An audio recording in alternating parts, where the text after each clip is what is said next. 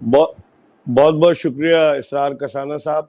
दरअसल कल पाकिस्तान क्रिकेट की तारीख का एक स्याह दिन था। जैसे 3 मार्च 2009 को जब श्रीलंकन क्रिकेट टीम पर गद्दाफी स्टेडियम लाहौर के बाहर अटैक हुआ और उसके बिल्कुल। बाद से पाकिस्तान से इंटरनेशनल क्रिकेट रूठ गई, बिल्कुल कल उसी तरह का वाकया था। कल कोई अटैक नहीं हुआ, कुछ नहीं हुआ, और हैरान कुन तौर पर न्यूजीलैंड की क्रिकेट टीम, जिसे इस्लामाबाद के 5 स्टार होटल में सख्त सिक्योरिटी में ठहराया गया था, एसएसजी कमांडोज, पाकिस्तान की तमाम इंटेलिजेंस एजेंसीज जिनमें आईएसआई जो कि दुनिया की बेहतरीन एजेंसी वो शामिल है, सब लोग उनकी हिफाजत पर मामूर थे। और 2-3 घंटे कबल जब टीम को रवाना होना था रावलपिंडी क्रिकेट स्टेडियम के लिए, तो उन्होंने कह दिया कि हमें सिक्योरिटी अलर्ट है।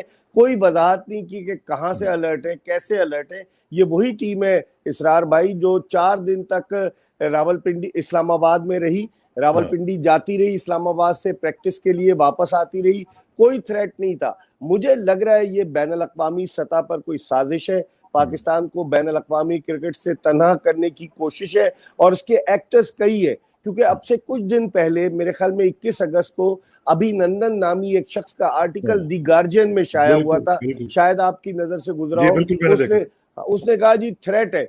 आप बताएं कि किस तरह का थ्रेट है। आपको सरबराह मुमलिकत के बराबर सिक्योरिटी फराम की गई है, फुल प्रूफ सिक्योरिटी फराम की गई है, और हर तरह से आपका ख्याल रखा जा रहा है। उसके बावजूद मुझे तो लग रहा है न्यूजीलैंड क्रिकेट काउंसिल या न्यूजीलैंड की टीम किसी के हाथों में खेल रही है, और ये एक सिलसिले की कड़ी है। क्योंकि देखे, जो सफेद चमड़ी वाली टीमें थी वो पाकिस्तान अब तक नहीं आई। इससे पहले साउथ अफ्रीका में तो मिक्स थे प्लेयर्स, उनमें गोरे भी थे, काले भी थे। Bangladesh, Sri Lanka, West Indies, Zimbabwe, ये सब पाकिस्तान आई है। लेकिन न्यूजीलैंड की आमद से एक दरवाजा खुलना था कि न्यूजीलैंड के बाद 13 और 14 अक्टूबर को इंग्लैंड के 2 T20 मैचेस थे रावलपिंडी में, और फिर उसके बाद जनवरी फरवरी में ऑस्ट्रेलिया की क्रिकेट टीम को पाकिस्तान का दौरा करना था। तो मैं समझता हूं कि एक साजिश है, पाकिस्तान को तन्हा करने की कोशिश है। हर शख्स हैरान था, क्योंकि कल मैच से कबल रमीज राजा की एक प्रेस कॉन्फ्रेंस थी रावलपिंडी क्रिकेट स्टेडियम रावलपिंडी में, और सब लोग जमा थे। वो प्रेस कॉन्फ्रेंस को डिले किया गया, तो लोगों के, सहाफियों के जहनों में शुकूक व शुबात ने जन्म लिया। फिर उसके बाद जब मैच डिले हुआ तो किसी ने यह कह दिया कि शायद किसी का कोविड टेस्ट जो है वो पॉजिटिव आया है, जिसकी वजह से मैच नहीं हो रहा। उस तरफ ध्यान चला गया। लेकिन फिर उसके बाद जब David white, New Zealand cricket council के चीफ एग्जीक्यूटिव, उन्होंने कहा कि जी सिक्योरिटी अलर्ट, कोई चीज बताई नहीं है इसरार साहब। अगर कुछ शेयर भी नहीं किया उन्होंने, कोई ट्वीट वगैरह शेयर नहीं किया, कुछ भी शेयर नहीं किया, कुछ शेयर नहीं किया। यही तो हैरत की बात है। और मैंने कल अपने शो में लेफ्टिनेंट रिटायर्ड अमजद शोएब को लिया था लाइन पर, वो रावलपिंडी के कोर कमांडर भी रहे। उन्होंने मुझे बताया कि उनकी 4 मुख्तलिफ इंटेलिजेंस एजेंसीज से बात हुई, और उन सब ने कहा कि इस तरह का कोई थ्रेट नहीं था। तो जिससे ये जाहिर होता है, अब चूंकि बराबर में अफगानिस्तान है, खित्ते की बदलती सूरत हाल, अमरीका को वहां से जाना पड़ा, भारत को मुंह की खानी पड़ी, तो मुझे लगता है कि कोई ना कुछ, अच्छा उस वक्त इनको पाकिस्तान में कोई सिक्योरिटी खतरा नजर नहीं आ रहा था जब नेटो के फौजी जो थे वो काबुल से इस्लामाबाद आकर और फिर अपने अपने ममालिक जा रहे थे। ये सोचने वाली बात है, उस वक्त कोई खतरा नहीं था, लेकिन अब अचानक खतरा पैदा हो गया। ये मैं समझता हूँ एक साजिश है। तो ये जो साजिश है, इसमें कुछ आपको, ये जो आईपीएल होने जा रहा है उसका भी कुछ कनेक्शन नजर आता है आपको? देखिए, भारत हमेशा से पाकिस्तान में क्रिकेट के हवाले से पाकिस्तान के लिए मुश्किलात पैदा करता रहा है। आपको याद होगा, एक वक्त था श्रीलंका की क्रिकेट टीम, जब अर्जुन रानाटुंगा उनके हेल्प ऑफ अफेयर्स में थे, पाकिस्तान आई थी, तो भारत ने उन्हें ऑफर की कि आप मत जाएं, हम आपके साथ खेलते हैं, हम आपको इतने पैसे देते हैं। तो इसका मतलब है कि भारत का इंटरेस्ट है पाकिस्तान से कि यहाँ क्रिकेट ना हो, और हमारी टीम बड़ी जबरदस्त टीम है। अब आईपीएल वो करा रहे हैं मुत्तहिदा अरब अमारात में, उसके बाद ही T20 वर्ल्ड कप है। अब मैं समझता हूँ कि पाकिस्तान को बेहतरीन जवाब न्यूजीलैंड को देना चाहिए। देश की टीम वहां थी तो क्राइस्ट चर्च की एक मस्जिद में हमलावर ने नमाजियों को शहीद कर दिया था। अब से 1 हफ्ता पहले, आप शायद अखबार आपकी नजर से गुजरा हो, क्राइस्ट चर्च में एक आदमी ने 6 आदमियों को चाकू के मार के जख्मी कर दिया। तो ये सब चीजें वहां हो रही है, आपको यहाँ सिक्योरिटी नजर आ रही है। मैं तो हैरान हूं। मैं समझता हूँ, अच्छा, क्या आपको लगता है कि ये प्री प्लान था? क्योंकि जब किसी ने पहले से तय किया हो ना, तो फिर वो ना किसी की बात सुनता है, ना कुछ शेयर करता है। क्योंकि नॉर्मल जो प्रोसीजर से जो मैं समझता हूँ कि होने चाहिए थे, वो ये थे कि अगर उनके पास कोई थ्रेट भी था तो वो हमारी एडमिनिस्ट्रेशन को बुला के उनके साथ शेयर करते कि जनाब ये देखें, ये हमें थ्रेट मिला है, आप इसका कुछ सद्देबाब कर सकते हैं या नहीं कर सकते हैं। तो उन्होंने तो किसी की सुनी ही नहीं है, तो इससे लगता है कि प्री प्लान था ये सब। ये आपने बड़ा वैलिड पॉइंट रेज किया है सर कसाना साहब, मुझे भी लग रहा है, क्योंकि आप 4 दिन तक आराम से, कोई हाँ। आपके साथ मसला नहीं है, मैच शुरू होने से 3 घंटे पहले आप अपनी टीम को नहीं भेजते, ना आप किसी से शेयर करते हैं। पाकिस्तान क्रिकेट बोर्ड ने और फिर पाकिस्तानी हुकूमत ने उनको सरबराह मुमलिकत के बराबर सिक्योरिटी हाँ। फराम की थी। जब वो इस्लामाबाद से रावलपिंडी ट्रेवल करते थे स्टेडियम के लिए, तो चिड़िया का बच्चा पर नहीं मार सकता था, इतनी सख्त सिक्योरिटी थी है। और उसके बावजूद आप इस तरह से कर रहे हैं, मुझे तो लग रहा है। और आपने शायद एक आर्टिकल आपकी नजर से गुजरा हो, आपसे कुछ अर्सा पहले, ग्लेन टर्नर न्यूजीलैंड के जो साबिक कप्तान है, उन्होंने कहा कि जी सिक्योरिटी अलर्ट है, यानी कि ये सब पहले से खिचड़ी पक रही थी। और मुझे लग रहा था आखिरी मौके पर पाकिस्तान को डिच करने की कोशिश थी इसरार कसाना साहब, जिसमें वो कामयाब हुए। इससे पाकिस्तान क्रिकेट को जो नाकाबिले तलाफी नुकसान पहुंचा है, जो धचका लगा है, उसका अजाला नामुमकिन है। क्योंकि अब इंग्लैंड ने कह दिया कि वो 24 से 48 घंटे में फैसला करेंगे कि पाकिस्तान का दौरा करें या नहीं। 13 और 14 को उन्होंने रावलपिंडी में मैचेस 2 T20 खेलने, ऑस्ट्रेलिया ने आना है। तो मेरे ख्याल में एक लॉबी बनाकर इन लोगों को दूर किया गया। और आप दिलचस्प बात देखें कि इस वक्त जो आईसीसी के चेयरमैन है, उनका ताल्लुक न्यूजीलैंड से, ग्रेगरी बर्कले। और जब इनसे पहले शशांक मनोहर, जिनका ताल्लुक भारत से था, वो आईसीसी के चेयरमैन थे। तो उनकी जगह जब इनको बनाया गया, तो भारत ने मुकम्मल तौर से ग्रेगरी बर्कले को सपोर्ट किया।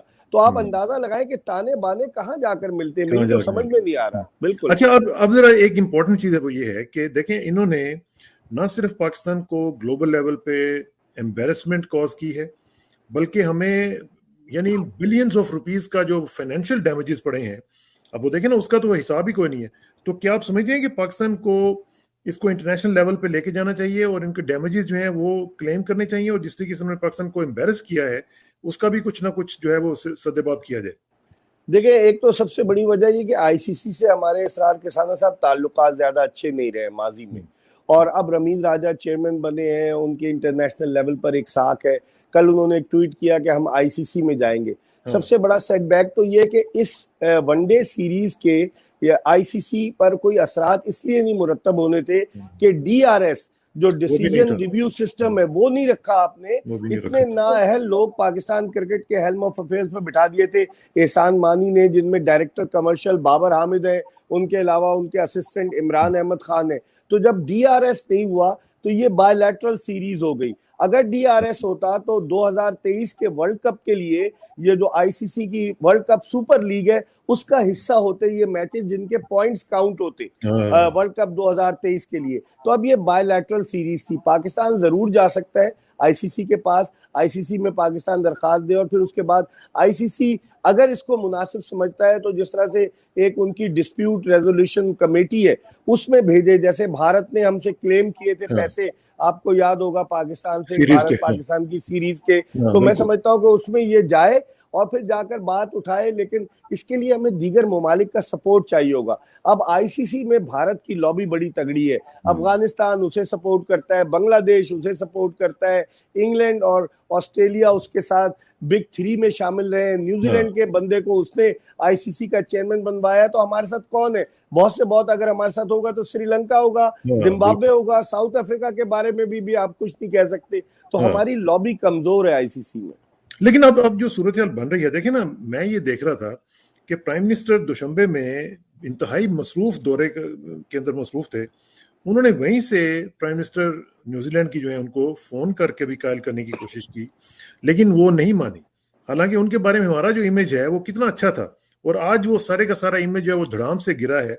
और खासतौर पर मैं देख रहा था कि जो इंटरनेशनल क्रिकेटर्स हैं, जिस तरीके से वो पाकिस्तान की हेल्प के लिए सामने आए हैं और उन्होंने कहा कि पाकिस्तान सेफ कंट्री है, हम लोग पाकिस्तान जाते रहे, इवन न्यूजीलैंडर्स आते रहे यहाँ पे, तो उन्होंने किसी की भी नहीं सुनी। तो मुझे ये बताएं कि इसका कोई रिड्रेसल तो होना चाहिए ना, कि क्या क्या जो क्रिकेट है जिसको कहते हैं कि ये बड़ी जबरदस्त गेम है और ये फेयर गेम है, तो उसके साथ इस तरह का सलूक जो है, क्या ये जायज है? बिल्कुल नाजायज है। मैं समझता हूँ क्रिकेट जो जिसे हम जेंटलमैन्स गेम कहते हैं, अब उस तरह से इस तरह से अब कॉन्स्पिरेसी साजिशें अगर जेंटलमैन्स गेम में आ जाएंगी, जो 1877 मार्च 1877 में शुरू हुआ, तो फिर गेम का हाल क्या होगा? मैं समझता हूँ वजीर आजम ने कोशिश की, जेसिंडा आर्डन जो उनकी वजीर आजम है, आपने सही कहा कि जब शहीद हो गए मुसलमान तो वो उनके घरों में गई और बाकायदा स्कार्फ पहन कर गई और बड़ी हौसला अफजाई की, उनका एक बड़ा मस्बत इमेज आया। अब वो दूसरी मर्तबा वजीर आजम मुंतखब हुई है और उनका एक मस्बत इमेज आया कि वो कुछ करेंगी, लेकिन उन्होंने ये कहकर माजरत कर ली कि क्रिकेट के मामलात में मैं मदाखलत नहीं कर सकती, ये न्यूजीलैंड क्रिकेट काउंसिल का फैसला है और खिलाड़ियों की सिक्योरिटी न्यूजीलैंड क्रिकेट काउंसिल के लिए बड़ी अहम है। तो मैं समझता हूँ कसाना साहब इसके पीछे एक साजिश है।